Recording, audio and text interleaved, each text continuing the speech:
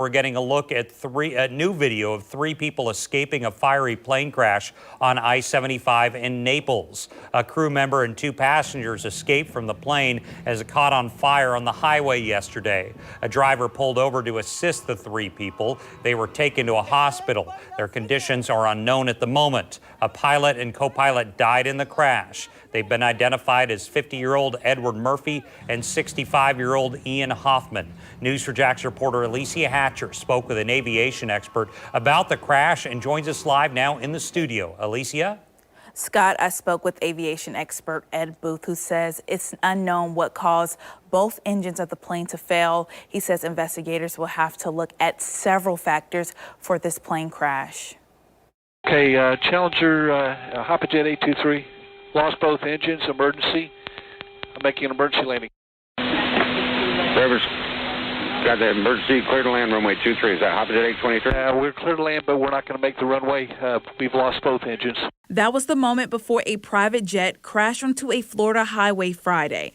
2 passengers and 3 crew members were traveling from Columbus, Ohio to Naples when they had to make an emergency landing on I-75. Videos show the jet engulfed in flames with heavy smoke as cars tried to drive by the area. The pilot and co-pilot died in the crash, but the flight attendant and the 2 passengers survived. For hours, the highway was backed up as emergency crews worked to put out the fire and investigate.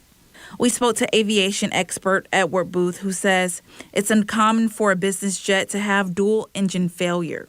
I've looked at the flight tracking data, and it's apparent that this engine failure occurred at about 1,500 feet because there's a dramatic drop in airspeed that is maintained until contact with the ground less than a minute later. He says there are several factors investigators will examine.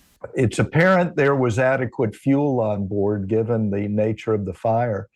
That we'll want to find out why was the fuel not getting to the engines if in fact that was the problem. They'll look at whether the flight crew inadvertently shut off the engines. I find that highly improbable. From what you're seeing, what do you feel could have been some of the causes for this crash?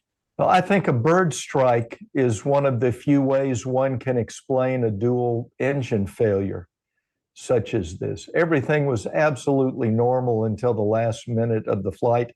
I can't think of any other reason that would cause a dual engine failure such as this. Booth says with the engine and the tail compartment not burning in the fire, it will give investigators a lot of evidence to work with.